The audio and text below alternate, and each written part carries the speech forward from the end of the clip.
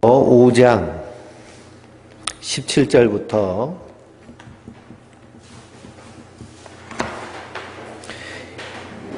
21절까지입니다. 고린도후서 5장 17절부터 21절까지 우리 한 목소리로 같이 읽겠습니다. 17절부터 21절까지. 그런즉 누구든지 그리스도 안에 있으면 새로운 피조물이라. 이전 것은 지나갔으니 보라 새 것이 되었도다. 모든 것이 하나님으로부터 났으며 그가 그리스도로 말미암아 우리를 자기와 화목하게 하시고 또 우리에게 화목하게 하는 직분을 주셨으니 곧 하나님께서 그리스도 안에 계시사 세상을 자기와 화목하게 하시며 그들의 죄를 그들에게 돌리지 아니하시고 화목하게 하는 말씀인 우리에게 부탁하셨느니라. 그러므로 우리가 그리스도를 대신하여 사신이 되어 하나님이 우리를 통하여 너희를 권면하시는 것 같이 그리스도를 대신하여 간청하노니 너희는 하나님과 화목하라. 하나님이 죄를 알지도 못하신 이를 우리를 대신하여 죄로 삼으신 것은 우리를 하여금 그 안에서 하나님의 의가 되게 하려 하심이라. 아멘. 할렐루야. 하나님께서 주시는 은혜와 평강이 우리 성도님들 위해 늘 충만하시기를 주님의 이름으로 축원드립니다. 우리가 풍성한 삶의 초대 이 교재를 가지고 수요일날 성경 공부를 했는데요. 오늘 마지막입니다. 마지막. 그래서 7번째 계속되는 우리의 여행 7과를 보시면 되는데요. 교재 있으시죠? 다? 없으세요? 교재 뒤에 하나 있으면 하나 드리고요. 이 노란 책을 보시면 돼요. 노란 책. 노란 책을 보시고 7과입니다. 계속되는 우리의 여행. 다 끝났는데요. 이게 우리가 복음을 증거할 때 그리고 전도할 때 우리가 이것을 통해서 공부하는 것은요. 처음 복음을 받아 들은 사람이 어떻게 그것을 이해하는가를 우리가 좀 깊이 생각하고 그리고 전도할 때 어떻게 지혜롭게 할 수 있는가에 대하여서 믿는 우리가 먼저 배우고 이것이 우리의 머릿속에 확 들어와 있어야 됩니다. 머릿속에. 그래서요. 우리가 살고 있는 시대가 점점 악하여지기 때문에 복음을 증거할 때도 지혜롭게 그렇게 전도해야 되는 시대에 우리가 살고 있는 시대입니다. 그래서 요 7과에 있는 내용이요. 복음의 가장 핵심이고 기초가 되는 것인데요. 그래서 이것이 머릿속에 확 들어와 있어야 됩니다. 그래서 복음이 증거됩니다. 복음이 증거되죠. 복음을 사지읒으로 한마디로 얘기할 수 있습니다. 사지읒. 첫 번째 지읒이 뭐죠? 주인입니다. 누가 주인이시라는 거예요? 하나님이 주인이시라는 거예요. 하나님이 온 천지만물 우주의 주인이시고 그 누구의 주인이세요? 나의 주인이세요. 이것이 창세기로부터 요한계시록까지 하나님이 이 땅을 창조하시고 우리의 주인됨을 계속 말씀하고 있습니다. 그런데 하나님이 주인이신데 에덴 동산에서 선악과를 따먹은 인생들은 누가 주인인 줄 알고 살아요? 자기가 주인인 줄 알고 살아요. 자기가 주인인 줄 알고. 그래서 이 중세시대에 천동설과 지동설 가지고 싸웠잖아요. 그렇죠? 싸웠습니다. 갈릴레오가 그래도 지구는 돈다. 지구가 어디 주변을 돈다는 거예요? 태양 주변을 돈다는 거예요. 그러니까 우리가 살고 있는 이 지구와 우리가 살고 있는 이 태양계의 중심은 뭐예요? 태양이죠. 근데 그전에는 누구라고 생각했어요? 지구라고 생각했어요. 지구 위주로 해서 다 돌아간다. 그런데 하나님이 주인인데 내가 주인 노릇하는 인생은요. 세상이 다 누구 중심으로 돌아가는 거예요? 내가 내 중심으로 돌아간다라고 생각하고 사는 것이 바로 뭐라는 거예요? 죄라는 겁니다. 죄. 하나님 앞에. 하나님 앞에. 그로 말미암아서 파생되는 수많은 문제들로 말미암아 이 세상이 어떻게 되었느냐 하면 깨져버렸어요. 깨져버렸어. 그러니 우리가 신앙생활하면서 이런 질문을 하잖아요. 아니, 하나님이 살아계시다면 왜 세월호 같은 그런 이 참사를 일으키셔서 참사를 미리 좀 막으시지. 그래서 그 불쌍한 아이들이 300명이 넘도록 그렇게 죽게 내버려 두시냐고 항의할 수 있잖아요. 따질 수 있잖아요. 그럼 거기에 대해서 우리는 뭐라고 말할 수 있어요? 하나님이 이 세상을 하나님의 뜻대로 선하게 창조하셨는데 그런데 죄로 말미암아 이 세상이 어떻게 됐다는 거예요? 깨져버렸다는 겁니다. 그래서 세월호가 침몰하게 된 것도 죄의 뭐예요? 열매죠. 그 안에 오래된 선박을 폐기 처분해야 됨에도 불구하고 법을 바꿔가지고 더 배를 운영할 수 있도록 거기서 다 정치적으로 오고 가는 모든 그런 이권들과 욕심과 탐심으로 인해서 그런 불상사가 일어난 것에 대한 그런 열매는 죄인데요. 그 줄기와 깊이 담겨져 있는 뿌리를 보면 결국 사람이 무슨 노릇하다가 주인 노릇하다가 이러한 세상이 깨져버렸다라는 것입니다. 그래서 첫 번째로 우리 신앙의 명제의 시작은요. 하나님이 주인이시라는 거예요. 하나님이 주인이시다. 그래서 하나님이 주인이신데 우리가 주인 노릇한 것이 바로 죄입니다. 그래서 오늘 말씀도 읽어보면 하나님과 화목하라 하고 사도 바울이 뭐라고 해요? 하나님과 화목하라고 간절히 간청합니다. 그래서 20절 말씀 뒷부분을 보면요. 그리스도를 대신하여 예수님을 대신해서 간청한다는 거예요. 어떻게 하라는 너희는 하나님과 화목해라 라는 겁니다. 예수님을 대신하여 간청하는데요. 그 예수님이 하나님과 제발 좀 화목해라 라고 말씀하시는 그 말씀의 현장이 어딘 거예요? 십자가인 거예요. 십자가에서 우리가 이 십자가에 달려 죽을 죄인 하나님과 그렇게 원수지간이 된 것이고 하나님 인간을 향해서 그렇게 진노하십니다. 왜 그럴까요? 하나님의 자리를 인간이 찬탈하고 하나님 만드신 세상을요 어떻게 했어요? 다 깨트려 파괴했기 때문에 하나님의 원수된 것입니다. 그러나 하나님은 사랑의 하나님이시기 때문에요 하나님이 사람이 돼서 이 땅에 오셔서 하나님 앞에 죽을 죄인들 그리고 심판받을 죄인들을 위해서 대신 심판받으신 분이 예수님이십니다. 그 예수님이 십자가에서 하나님과 화목하라라는 것입니다. 그럼 하나님과 화목하기 위해서는 먼저 우리가 무엇을 깨달아야 돼요? 내 인생의 주인은 내가 아니라 하나님이시다라는 것을 깨닫는 것이고 그것을 인정하는 것입니다. 우리가요 내 인생의 주인을 내 것인 것처럼 살아보지만 사실 내 인생이 내 맘대로 되나요? 내 맘대로 되는 것이요 극히 드뭅니다. 그냥 아침에 내가 밥을 근사하게 차려 먹을 것인지 안 그러면 그냥 시리얼에다 우유 말아서 먹을 것인지 그런 거나 선택하는 것이 내 맘대로 되는 것이죠. 무슨 진로라든지 인생의 문제 뭐 여러 가지 문제에서요 내 맘대로 되는 것이 하나도 없습니다. 그리고 내가 선택한다고 선택하는 것이 사실은 무엇에 따라 선택하냐면 세상이 이끄는 대로 선택하는 거예요. 세상이 이끌어가는 대로 받아들이는 거예요. 근데 그 세상을 이끄는 그 이끔 뒤에 누가 숨어 있어요? 마귀가 숨어 있는 겁니다.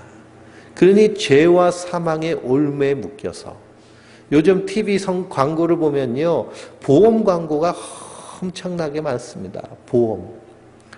아직 일어나지 않을 일에 대해서요 우리가 걱정하면서 저거 들어야 되나 말아야 되나 그 광고를 보면 꼭 들어야 될 것처럼 그렇게 생각되잖아요. 그렇죠? 그런 인간의 두려움을 이용한 그래서 사람은요 사망에 대한 두려움 때문에 이 사망과 죄의 사슬에 매여서 그래서 마귀가 이끄는 대로 사는 것이 바로 이 인생의 모습이다라고 성경은 진단하고 있습니다. 이것이 다 죄인 거예요. 죄. 이 세상이 이렇게 깨어진 것도 죄로 말미암은 것. 그래서 우리 인생은요 하나님 앞에 심판받아 지옥불에 들어갈 인생인데 그런데 죽음이 있습니다. 누가 죽으셨어요? 예수님이 우리 죄를 대신하여서 십자가에 달려 죽으신 것입니다. 그래서 그 예수를 믿는 자마다 멸망하지 않고 영생을 얻게 되는 하나님 나라의 시민이 되는 그런 은혜를 우리에게 주셨습니다. 그래서 주인, 죄인, 그 다음 죽음, 예수님이 십자가에서 죽으신 거예요. 근데 우리가 사도 바울의 서신서를 쭉 읽어보면 예수님이 십자가에서 죽으실 때 누구도 죽는 거예요? 나의 옛사람도 죽는 겁니다. 정욕에 따라서, 세상 풍조에 따라서, 세상이 말하는 삶의 방식에 따라서 살던 옛사람은 죽고 예수님과 함께 내가 다시 사는 거예요. 그래서 오늘 말씀에도 누구든지 그리스도 안에 있으면 새로운 피조물이라. 보라, 이전 것은 지나갔으니 보라, 새 것이 되었도다. 새 것으로. 그래서 우리는 세상이 말하는 삶의 방식이 아닌 하나님이 말씀하시는 삶의 방식과 삶의 원칙에 따라서, 세상에서는요, 내 삶의 원칙과 방법이 뭐예요? 내 유익한 대로, 내 정욕에 따라, 내 욕심에 따라. 그래서 이 네 가지에 대해서 제가 말씀드렸는데 교재에서 나오고요. 그래서 쾌락. 그래서 주로 청년들은요, 무엇을 따라 살아요? 재미를 따라 살죠. 재미. 일도 재미있어야 되고 공부도 재미있어야 되고, 너 왜 이걸 열심히 하니? 재밌어서 해요. 이게 다 어디에 범주에 들어가는 거예요? 쾌락의 범주에 들어가는 거예요. 어떤 사람은 명예를 위해서 죽도록 일하는데요. 왜 그렇게 죽도록 일하냐? 내가 이렇게 일하면 사람들이 나를 인정해줘요. 명예란 것이요, 높은 데 올라가서 존경받는 것만 명예가 아니고요, 사람이 인정받으려고 하는 욕구, 그것도 명예욕입니다. 그러니 내 몸을 혹사시켜가면서도 인정해주니까, 저 집사님은 이걸 참 잘해 막 그러면서 사람들이 칭찬해주고 엉덩이 토닥거려주니까 좋아가지고 막 하는 것, 그게 명예심입니다. 그리고 권력이라는 것은 남보다 더 높은 데서 부리려고 하는 자세. 그리고 돈. 그래서 가장 결정적인 건 돈이죠, 돈. 돈을 벌기 위해서. 왜 열심히 돈을 버느냐? 재미도, 명예도, 권력도 돈만 있으면 다 가질 수 있으니까. 이것이 세상의 방법입니다. 그런데 그 세상의 방법에 따라 사는 것이 아니라 성도는 누구의 방법에 따라? 하나님의 방법에 따라. 그래서 내가 너희에게 새 계명을 주노니 서로 사랑하라. 그 사랑이요, 하나님과의 관계에서의 사랑의 관계가 우리 안에서 아름답게 회복되어지면, 그럼 그 사랑이 누구를 향해요? 나 자신을 향하는 거예요. 나 자신을. 그래서 하나님과의 사랑이 회복되면 나와의 관계가 회복됩니다. 그래서 나를 사랑할 수 있어요. 나를 사랑한다는 것은 어떻게 사랑하는 건가요? 내 모습 그대로를 인정하고 받아들이고 그리고 이뻐해 주는 것이 나를 사랑하는 거예요. 나를 사랑한다고 그냥 성형외과 가가지고 그냥 쌍꺼풀도 만들고 그냥 보톡스도 넣고 입도 좀 찍고 턱도 깎고, 이게 나를 사랑하는 것이 아니고요, 내 모습 그대로. 내 모습 가운데는 이쁜 모습도 있지만 마음에 안 드는 모습도 있잖아요. 그렇죠? 그래서 어떤 목사님은 자기 얼굴 보다가 화가 나가지고 그래서 세수하다가요, 주먹으로 거울을 깼대요. 자기가 너무 보기 싫어가지고. 근데 못생기셨더라고요. 근데 그 모습 그대로도 사랑하는. 그래서 내 안에 마음에 들지 않는 것들이 있고, 또 어렸을 때 이렇게 경험한 그런 수치심들이 있잖아요. 그런 것들이 평생 갑니다. 그 부모님이 어렸을 때 지적하면서 별것 아닌 것처럼 한 말들이 평생 갈 수도 있고요. 저도 학교 다니면서 초등학교, 국민학교 다닐 때 그 전학을 갔어요. 1학년 때. 제가 1학년 때만 전학을 3번 다녔습니다. 예. 그 아버님 목회하는 교회 장로님이 헌금을 갖고 도망치셔가지고 교회가 쿵지박살 나서 3번 전학을 다녔는데요. 대구로 이사 갔는데 가자마자 이제 음악 시간 선생님이 노래를 불러보래요. 그래가지고 뭐 1학년짜리가 무슨 노래를 부르겠어요. 지금 정신도 없는데. 그리고 뭐 서울에 살 때는 표준말 쓰고 있는데 애들이 왔더니 뭐 나가자 그러는데 다 이게 무슨 외계어 같이 들리고 뭔 소리인지 하나도 모르겠고. 그래가지고 불렀어요. 송아지 송아지 얼룩송아지 엄마 송아지 닮았네. 그 노래를 불렀더니 그 선생님이 네 안경 송아지가 그러더라고요. 송아지를 불렀다고, 유치원 애들이 부르는 걸 불렀다고 안경 송아지라고 부르는 거예요. 그 다음부터 제 별명이 안경 송아지가 됐습니다. 그 때문에요, 학교 다닐 때 얼마나 놀림을 당했는지. 제 때만 해도 이 안경 쓴 애들이 많이 없거든요. 근데 전 또 원시라서 안경이 아주 두껍죠. 지금도 핑핑 도는데 요즘은 이 광학 기술이 발달해가지고요, 안경을 되게 얇게, 저에게는 축복받은 세상 가운데 살고 있는데요. 예전에는요, 이 안경이 이게 압축해서 이렇게 얇아졌는데, 그 전에 압축 기술이 없었어요. 그러니까 그냥 돋보기를 쓰는데, 이 주먹만한 렌즈를 끼고서는 학교를 다니는데, 가뜩이나 놀리는데 안경 송아지라고 그러니까요. 참 힘들었습니다. 그러니 그 한마디 한마디 때문에 내 안에서 무엇이 생기냐면 수치심과 열등감이 생기는데요.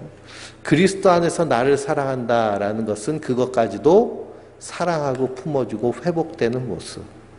그래서 심리학자들 그 상담 받다 보면은 이렇게 한참 이제 자기 얘기를 한 다음에 이렇게 상담하시는 분이 이렇게 베개 끌어안으라고 그러고 이것이 당신이라고, 당신의 어린 모습이라고 생각하고 토닥거리라고, 괜찮아 괜찮아 그러면 막 울고 이렇게 상담.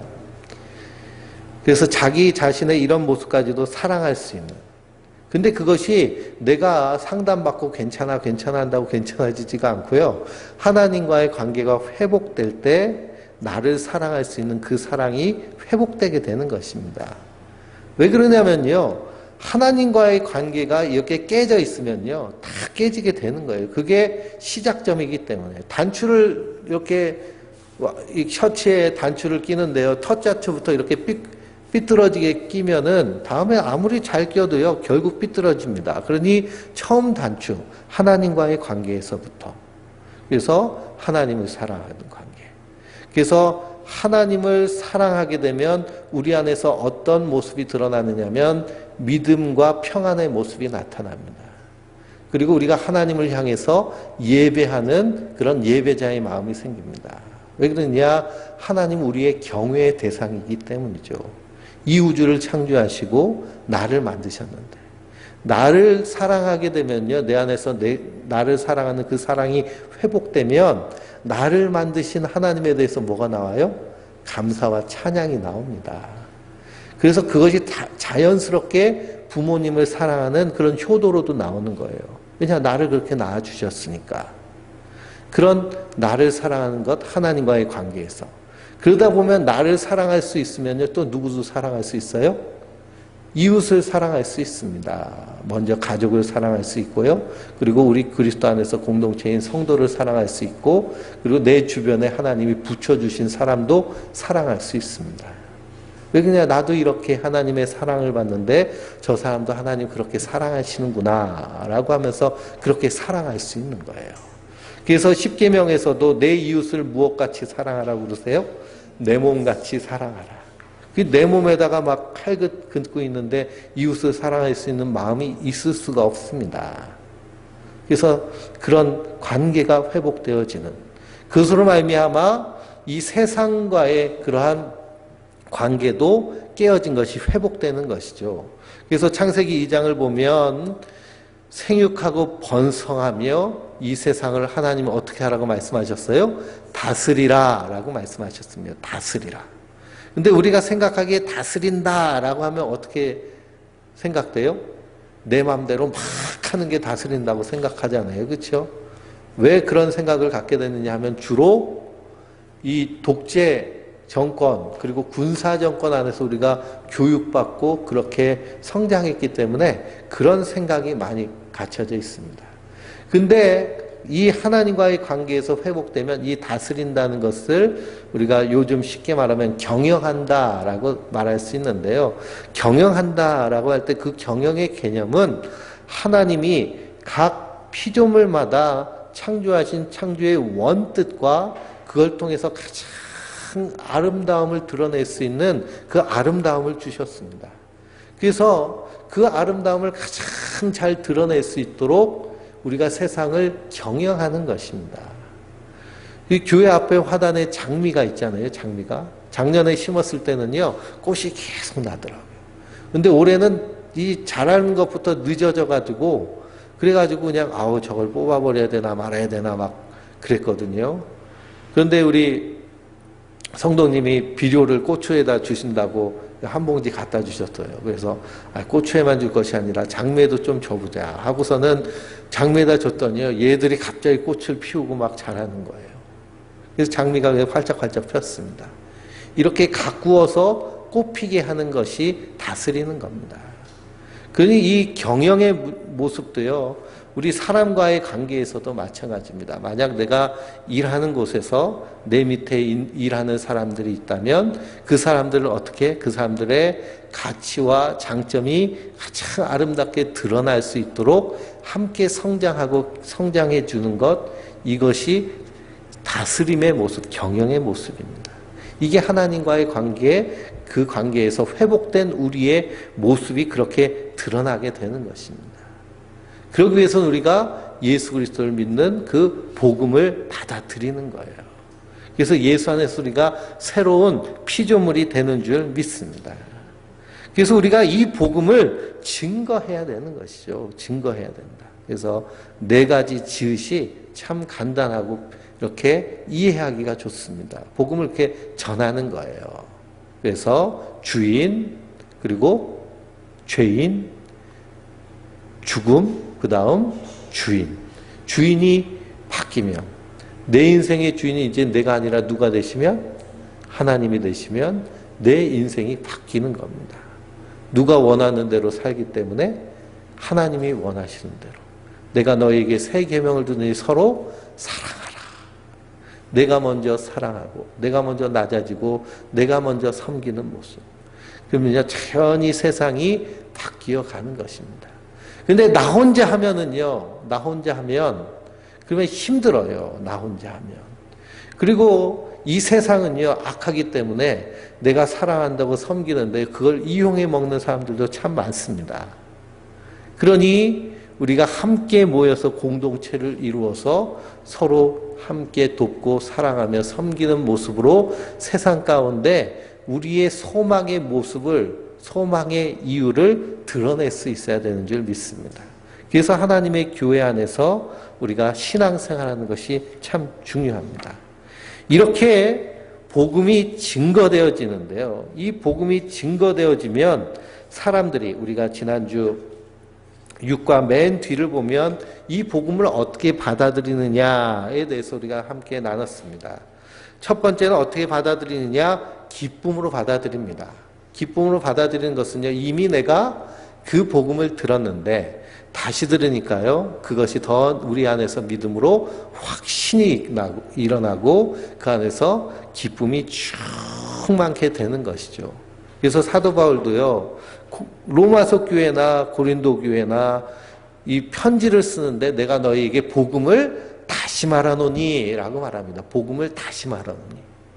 그러니까 복음은요, 계속 듣고 들어도 질리지 않는 게 복음이에요. 하나님의 사랑 이야기이기 때문에. 왜 그러냐? 하나님의 사랑은요, 길이와 깊이와 높이와 너비를 측량할 수 없는 한없이 놀라운 그 사랑이기 때문에 그렇습니다. 그래서 기쁨으로 나타납니다. 두 번째의 모습은요, 제 헌신의 모습으로 나타납니다. 복음을 듣고 다시 이해하게 되니까요, 새로운 헌신의 다짐이 나오는 거예요. 그전에는 내가 하나님을 위해서 헌신한다는 것이 교회 안에서만 열심히 하는 것으로 생각했는데, 그게 아니구나. 내가 세상에서도 하나님의 사랑을 드러내는, 그래서 화목케 하는 직분을 내게 주셨구나. 그리고 나를 그리스도를 대신하여서 사신이 되어서 이 세상 가운데서 예수님을 드러내야 되는 사명을 내게 주셨구나 하는 제 헌신이 일어납니다. 그리고 이 복음을 새롭게 들은 사람들 가운데 영접이 일어나는 것입니다. 예수님을 믿고 받아들이는 것이죠. 그래서 주님이 내 인생의 주인이십니다. 라는 그런 영접이 일어납니다. 그리고 리서치, 좀 더 알아봐야겠습니다. 좀 더 다녀보고요, 선택해볼게요 하는 그런 반응이 일어나고요. 그 다음에 거절이 일어납니다. 잘 들었는데요, 이건 나랑 맞지 않는 것 같습니다. 라는 이런 5가지의 반응이 나옵니다. 우리가 복음을 증거하면은요, 이런 반응이 다 나오게 되어 있어요. 그래서 이런 반응을 할 때 우리가 그것을 어떻게 받아들이느냐라는 것이 참으로 중요합니다. 왜 그러냐? 거절했다고요? 끝나는 것이 아니에요. 왜냐? 하나님의 은혜는 거절할 수 있을까요? 없을까요? 거절할 수 없는 은혜이기 때문입니다. 그래서 하나님이 한번 잡으시면요, 끝까지 인도해 주시는 거예요. 그렇기 때문에 우리는 하나님이 일하시기까지 어떻게 하는 걸까요? 기다리는 것입니다. 그래서 이런 영적인 우리의 신앙 그리고 믿음으로 가는 모든 길을요, 여행으로 표현하고 있습니다. 여행. 그래서 우리는요, 복음을 증거한다라고 할 때 어떤 마음가짐으로 증거하면 되느냐면 가이드의 마음으로 증거하면 됩니다. 여행 가이드. 해외여행 가면은요, 패키지 여행 가면은 그러면 이제 가이드가 다 버스에서 마이크를 잡고 어디 지나갈 때마다 여기는 이렇고 여기는 저렇고 하면서 역사와 뭐 그 얽힌 이야기부터 해가지고 재밌는 얘기를 다 해주는데요. 어떤 사람들은 재밌다고 깔깔거리면서 듣는데 어떤 사람은 이어폰 꽂고서 음악 듣고 어떤 사람은 잠자고 있고 다 그렇잖아요. 그렇죠? 패키지 여행을 안 가보셨나 보다. 패키지 여행을 가보면요, 그렇습니다. 가이드가. 그 반응이 다 틀린 거예요. 그러니 우리가 복음을 증거하는 것도 이런 가이드와 같은 그런 마음가짐으로. 만약 그 가이드가요, 내가 이렇게 잘 설명하고 있는데 자고 있다고, 당신 왜 자냐고, 내가 이렇게 중요한 말을 하는데 그런 정신 상태로 어떻게 여행을 왔냐고 그렇게 하는 가이드 보셨어요? 아니죠, 그렇죠? 듣는 사람 열심히 들으면 그 만족하고, 안 들으면 할 수 없고 하는 것처럼 우리가 그런 마음으로 복음을 전해야 됩니다. 왜 그러냐? 계속되는 우리 인생은요, 여정이기 때문에 그렇습니다. 여정. 그래서 이렇게 복음을 전했을 때 우리 54페이지인데 54페이지를 한번 펴보실까요? 54페이지 2번을 한번 같이 읽어보겠습니다. 우리 중에는 복음을 들었음에도 이런저런 이유로 아직 하나님의 초청을 받아들일 준비가 되지 않았다고 생각하는 사람들이 있습니다. 이들이 탐구를 선택하게 된 이유로는 어떤 것이 있을까요? 어떤 것이 있느냐? 대개로는 대개 3가지 장애물에 꼭 걸리는 것입니다. 우리가 신앙생활 하다 보면요, 꼭 이 3가지 장애물에 꼭 걸리게 돼 있어요. 그래서 이것을 우리가 어떻게 잘 넘어가느냐가 참 중요한데, 첫째는 지적 장애물. 그러니까 나는 이렇게 생각하는데 왜 이렇게 말하지 하는 지적 장애물.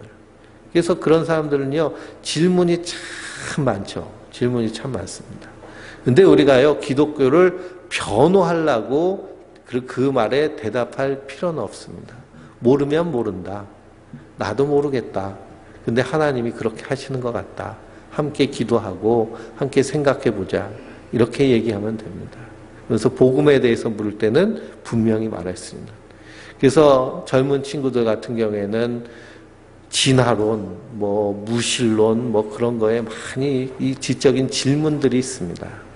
그래서 그런 것에 대해서 이렇게 해답을 얻지 못할 때 이제 영접의 단계로 넘어가지 못하게 되고요. 2번째는 기독교와 교회, 그리스도인들에 대한 부정적인 생각. 그래서 요즘 TV에 나오는 목사님들은 참 은혜스럽게 나오면 좋은데 뉴스에 나와가지고 꼭 사건을 일으키든지 안 그러면 그냥 공분을 사는 일을 일으키잖아요. 그렇죠? 그런 모습들.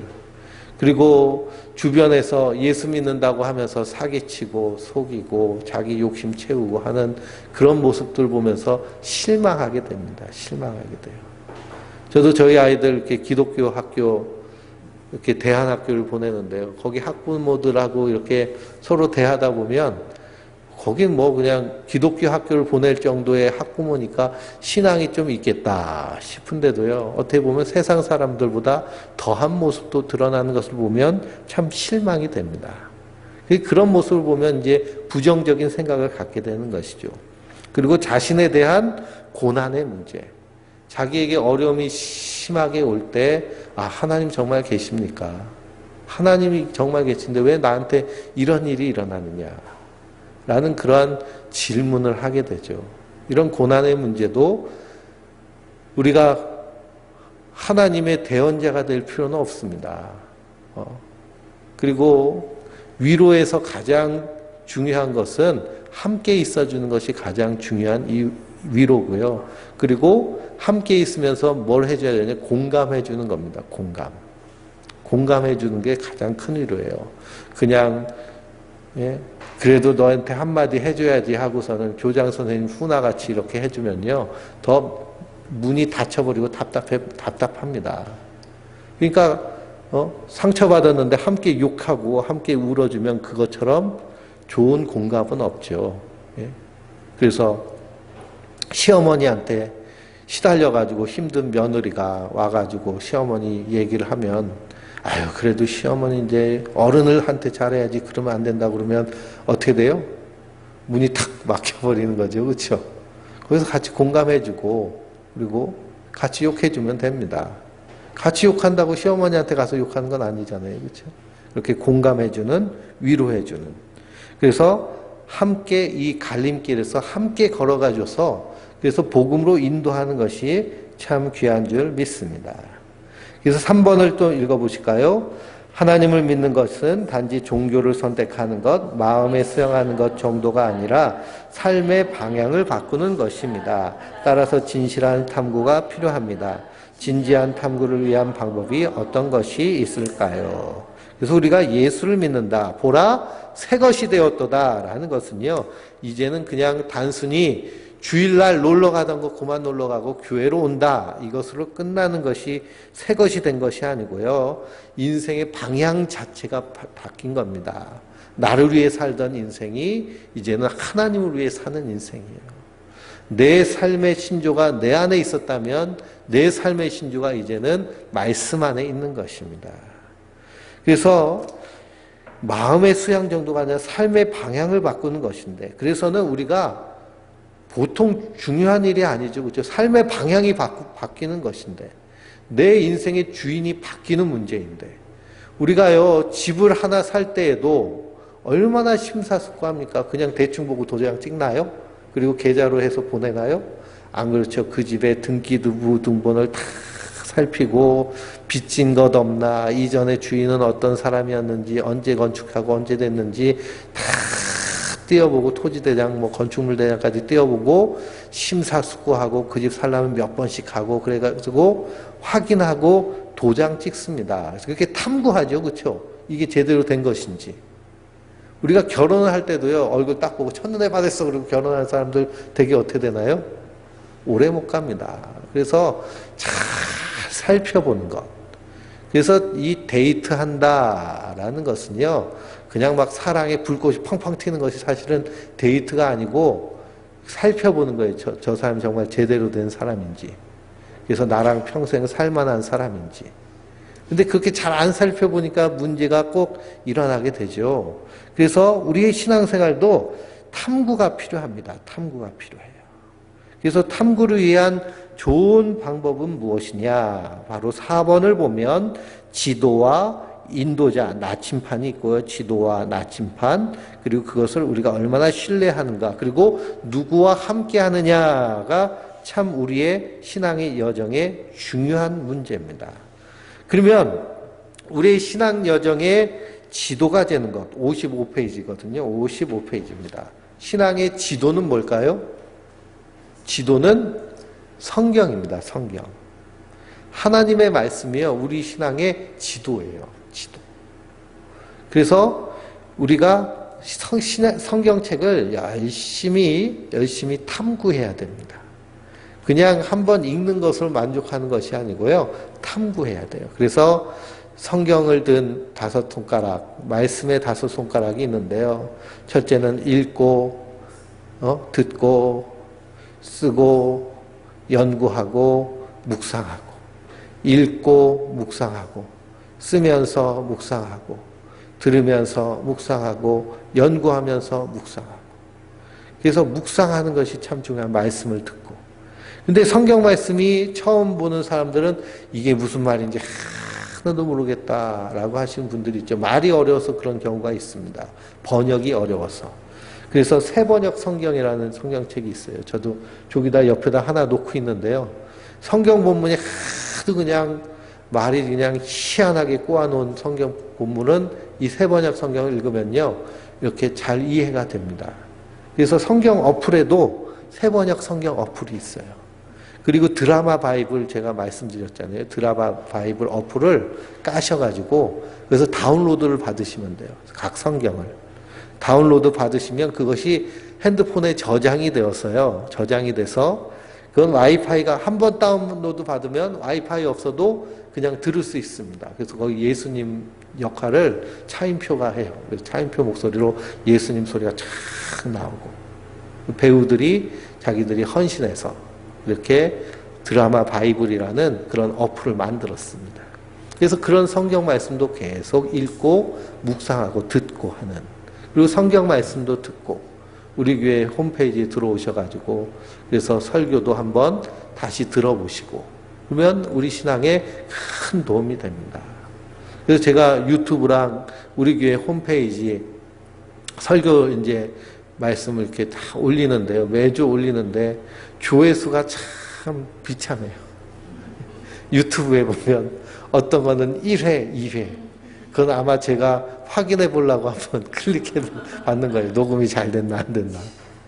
참 안타깝습니다. 그래서 설교 말씀을 이렇게 듣고 그래서 성경은 우리의 신앙의 여정의 지도입니다. 지도. 그래서 성경을요 잘 알아야 돼요.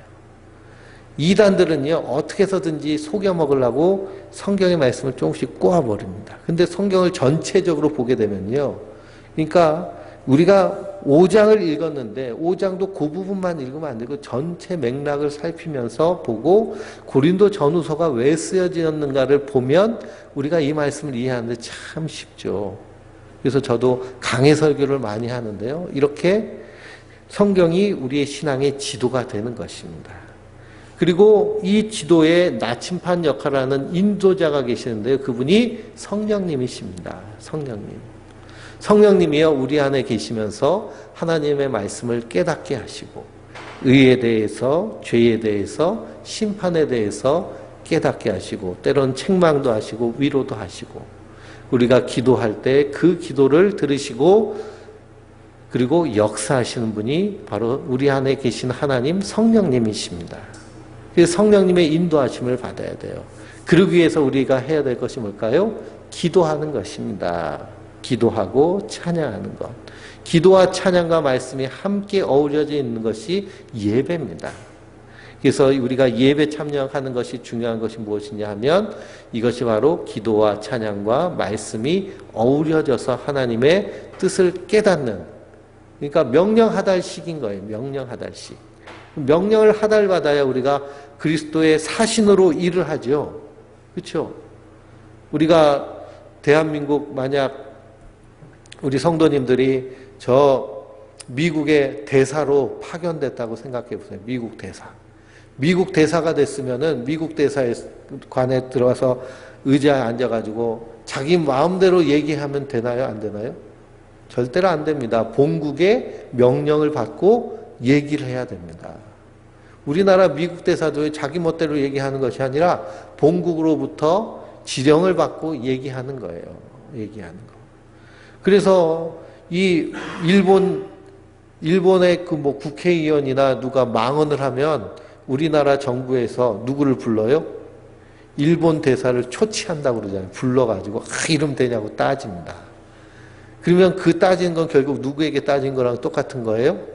일본에게 따지는 거랑 똑같은 그러한 외교적인 모습이 되는 것입니다. 마찬가지로 우리도 그리스도의 사신으로 그리스도를 대신하여 사신이 되었다라고 말했는데 그러면 지령을 듣고 얘기를 해야죠. 그렇죠? 내 마음대로 얘기하면 안 되죠.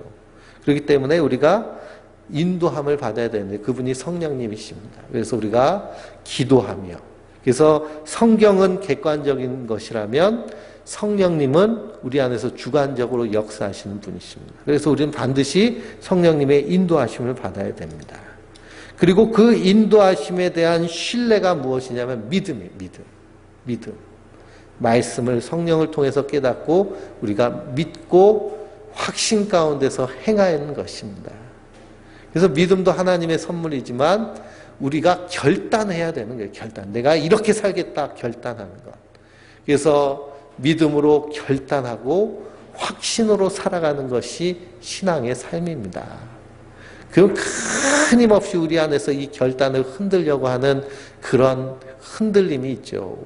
그래서 우리나라 대통령이 법무부 장관을 세우려고 하니까 끊임없이 흔들잖아요. 그렇죠? 그렇듯이 흔드는 것이 우리의 믿음을 흔드는 막입니다.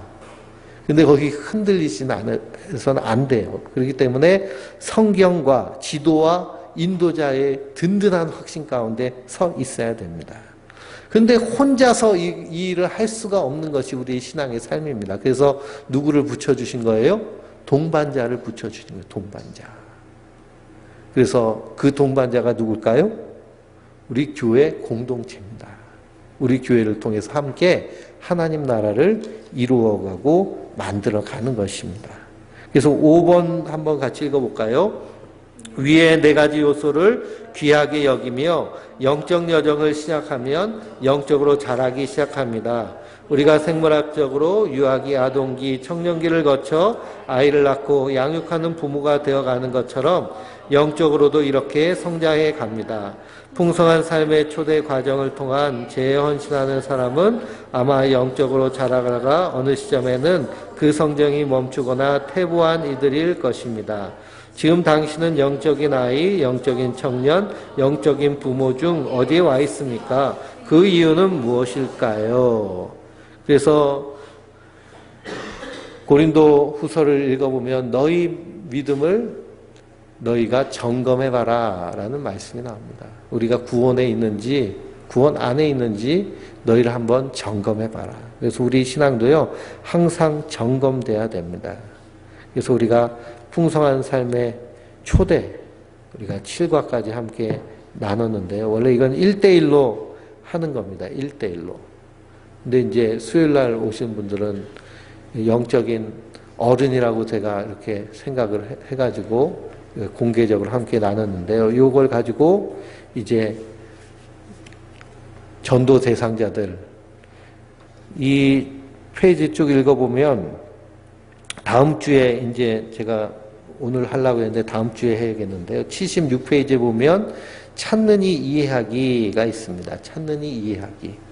전도를 어떻게 해야 될 것인가. 그래서 기존에 우리가 지금까지 해왔던 전도는 뭐라고 생각했어요? 그냥 만나서 교회 갑시다. 예수 믿읍시다. 이걸 대면적 전도라고 그러는데요. 대면적 전도 해가지고 전도가 요즘은 안 됩니다. 안 돼요. 왜 그러냐? 그것은 이 과거의 시대에 권위에 복종하던 시대에는 교회 갑시다. 예수 믿고 천국 갑시다. 라고 할 때 그 권위에 복종해서 나오는 사람이 있는데요.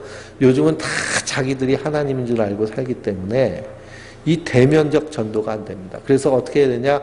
관계적 전도를 해야 돼요. 만나가지고. 그래서 씨 뿌리기 위해서 우리가 봄에 씨를 뿌리려면 그냥 씨부터 뿌리나요? 아니죠. 그렇죠? 먼저 밭부터 갈아야죠. 밭부터 갈려면 그냥 쟁기질부터 시작하면 되나요? 그 땅에 있는 돌부터 다 꺼집어내야 되고요. 거기 자라고 있는 가시덤불, 엉겅퀴 다 긁어내야 되고요. 그리고 쟁기질 해가지고 고랑 파야 되고요. 그리고 거기다가 비료줘야 되고, 예? 그리고 거름도 줘야 되고. 그러니 밭을 하나 가꾼다는 것이 얼마나 수고로운지요. 그래서 저 조그만 밭 하나 가꾸는 것도 그냥 허리가 휘잖아요. 그렇죠? 그렇게 힘든 것처럼 복음의 씨앗을 우리가 뿌리기 위해서 준비할 과정들이 참 많다라는 겁니다. 그래서 뿌리기만 하면 그냥 다 자라나요? 쑥쑥 자라나요? 아니죠. 잘 가꿔야 되죠. 병충해 걸리지 않도록 봐줘야 되고, 자풀이 자라가지고 그냥 덮어버리면 그냥 끝나는 겁니다. 그러니 그것이 열매 맺기까지 다 기다려야 되고, 열매 맺었다고 다 끝났나요? 그것이 잘 여물어서, 그래서 똑 떨어질 때까지 기다려야 되는. 그것이 바로 우리가 과정적으로 전도해야 되는 관계 전도의 모습입니다. 그래서 찾는 이 이해하기 다음 주에 할 텐데요. 한번 미리 읽어보시고, 그리고 복음의 핵심과 그리고 그 신앙의 질문들이 있습니다. 신앙의 질문들. 기독교와 성경에 대한 21가지 Q&A. 요것은요, 다 머릿속에 암기해 두셔야 돼요. 그래서 무슨 얘기하면 우리가 동일한, 이건 아주 이제 그 신학자들이 보편적으로 쓴 책들을 가지고 발췌한 그 표준 답안이라고 할 수 있습니다. 그리고 이 책을 쓴 김영국 목사님이요, 그 장로교 목사님이고, 그리고 고신 측에 있는 목사님인데요. 신학 사상은 희한하게도 감리교 웨슬리 신학 사상과 거의 유사합니다. 그래서 감리교 목사님들이 많이 이 풍성한 삶에 하나님 나라의 세우기 운동에 함께 하는데요. 그래서 이것을 달달달 읽고서는 다음 주에 오시면 제가 또 이 말씀을 통해서 함께 나누도록 하겠습니다. 그래서 우리 신앙은 여정입니다. 여정. 쭉 함께 가는 여정. 그 여정 가운데요, 우리 성도는 함께 믿음으로 발걸음하는 그런 사람인 줄 믿습니다. 그래서 우리의 여정 가운데서 우리가 죽어서만 가는 것이 천국이 아니고요, 이 땅에서 살아내야 하는 것이 천국입니다. 이 성도는 이 땅에서 하나님 나라를 살아내야 돼요. 살아낸다는 말과 살아간다는 말은 좀 틀리죠. 살아간다는 것은요, 그냥 맡긴다는 의미가 있는데요, 살아낸다는 것은 내가 해내야 되는 것을 의미합니다. 그래서 오늘 말씀에도요, 그리스도의 대신하여 사신으로 예수님을 대신해서 내가 간절히 말하노니 하나님과 화목하라 간청하잖아요. 그렇죠? 그런 간청하는 모습, 안타까운 모습으로 우리가 하나님 나라를 살아가는 것이 성도인 줄 믿습니다. 그렇게 살아갈 때, 살아낼 때 성령께서 우리 가운데서 충만하게 역사하여 주실 줄 믿습니다. 우리 300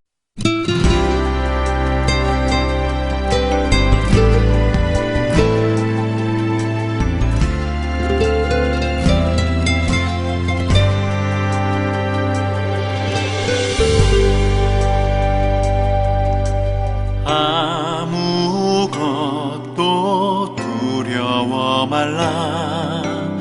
주 나의 하나님이 지켜주시네. 놀라지 마라, 겁내지 마라. 주님 나를 지켜주시네. 아무것도 두려워 말라. 주 나의 하나님이 지켜주시네. 놀라지 마라, 겁내지 마라. 주님 나를 지켜주시네. 내 맘이 힘에 겨워 지칠지라도 주님 나를 지켜주시네.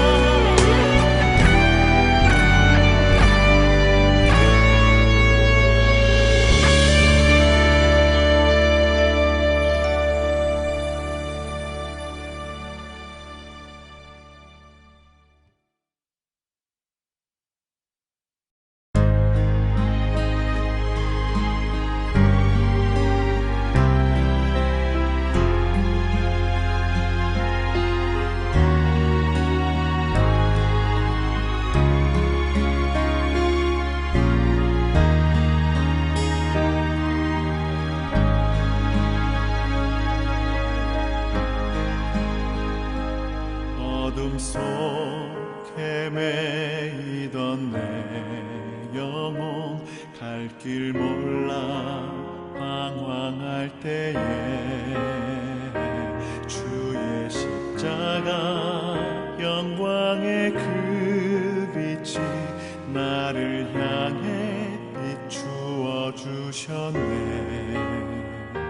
주홍빛보다 더 붉은 내 죄 그리스도의 피로 씻기어 완전한 사랑 주님의 은혜로 새 생명 주께 얻었네.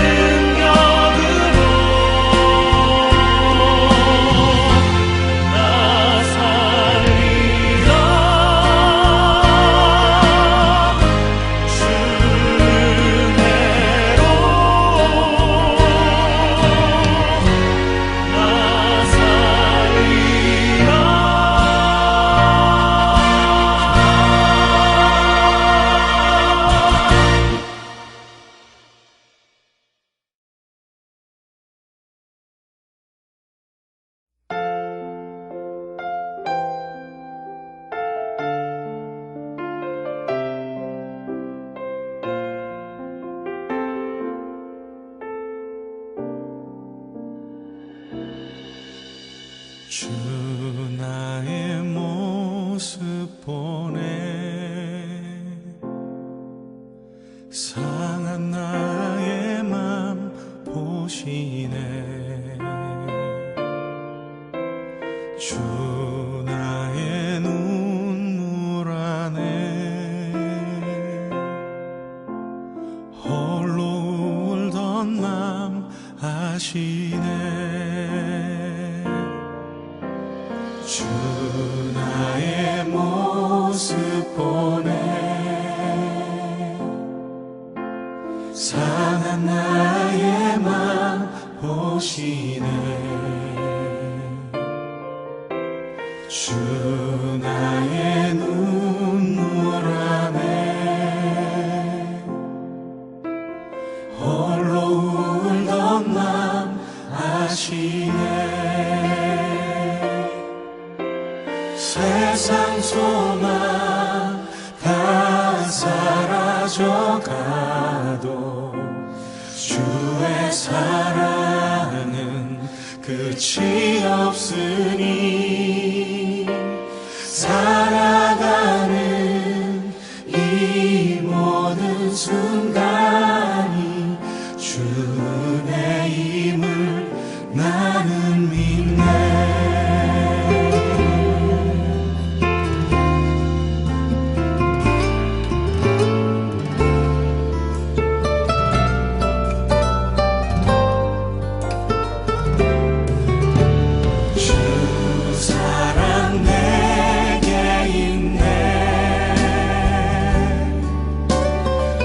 사랑